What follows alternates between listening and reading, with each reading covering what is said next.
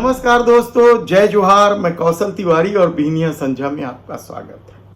छत्तीसगढ़ में double engine की सरकार है, भारतीय जनता पार्टी की सरकार है, विष्णुदेव साय की सरकार। और इस सरकार के रहते कानून व्यवस्था को लेकर कई तरह के सवाल उठते रहे। पूर्व मंत्री रविंद्र चौबे ने इस मामले में सरकार को पूरी तरीके से घेरने की कोशिश की कि किस तरीके से छत्तीसगढ़ में कानून व्यवस्था बदतर स्थिति में पहुंचते जा रहा है। अपराध तो बढ़ ही रहे हैं, जन आक्रोश के चलते पुलिस वालों की भी पिटाई होने लगी है। लेकिन पूरे प्रदेश के कानून व्यवस्था की स्थिति को अगर देखेंगे, इस बहुत महत्वपूर्ण बैठक को छोड़ करके माननीय दीपक जी को बलरामपुर जाना पड़ा। बलरामपुर की घटना, सूरजपुर की घटना, कवर्धा की घटना, बलौदाबाजार की घटना, ये क्या साबित कर रहा है? क्या सरकार का अस्तित्व आपको दिखता है? अराजक माहौल है, कानून व्यवस्था की स्थिति इतनी खराब कभी आपने कल्पना नहीं की होगी। हमने कभी जिला कार्यालय, एसपी और कलेक्टर का कार्यालय जलते नहीं देखा था।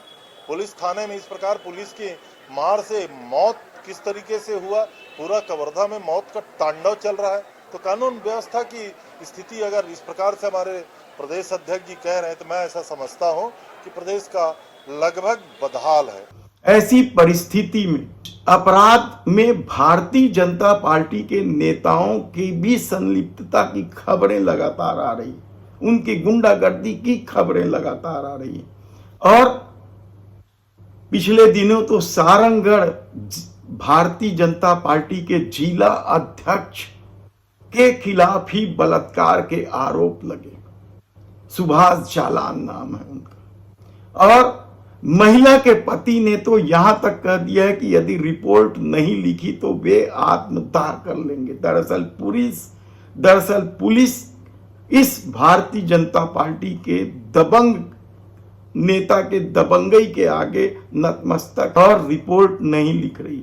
तो दूसरी तरफ अब नकली सामान बनाने बेचने के मामले में भी भारतीय जनता पार्टी के नेता के रिश्तेदार शामिल हुए। दरअसल यह पूरा मामला डोंगरगढ़ का, जहां भारतीय जनता पार्टी के एक नेता का भाई नकली बीड़ी बना रहा था और इसकी शिकायत राजनांदगांव एसपी को जब धमतरी के गोला बीड़ी व्यवसायी ने किया और इस मामले की जब जांच की गई तो पता चला कि भारतीय जनता पार्टी के नेता के इस भाई की करतूत किस कदर चल रही है, किस कदर वह विभिन्न ब्रांडों का भी नकली बीड़ी बनाकर बेच रहा है। कितनी ही फेरिस्त है संघ के संस्कार की। अपनी कहानी हम यहाँ ये नहीं कहते कि बड़े संस्कारी होते हैं। संघ भले दावा करे कि उनके यहां से निकलने वाले लोग बड़े संस्कारी होते हैं, लेकिन जिस तरीके से अपराध में भारतीय जनता पार्टी के नेताओं की संलिप्तता सामने आ रही है, वह कम चौंकाने वाला नहीं। भारतीय जनता पार्टी के नेता देवेंद्र साखरे के भाई रविंद्र साखरे के गोदाम में जब छापे डाले गए तो यह पता चला कि वह सिर्फ गोला बीड़ी नहीं बल्कि दूसरे ब्रांडों की भी नकली बीड़ी बनाकर पूरा छत्तीसगढ़ में सप्लाई कर रहा है।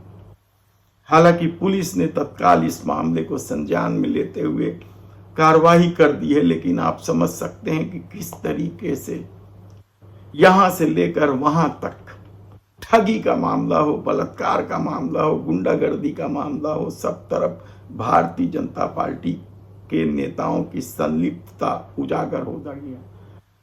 तब देखना है कि आने वाले दिनों में धर्म की पट्टी बांधे लोगों की आंख खुलती है या नहीं। धन्यवाद।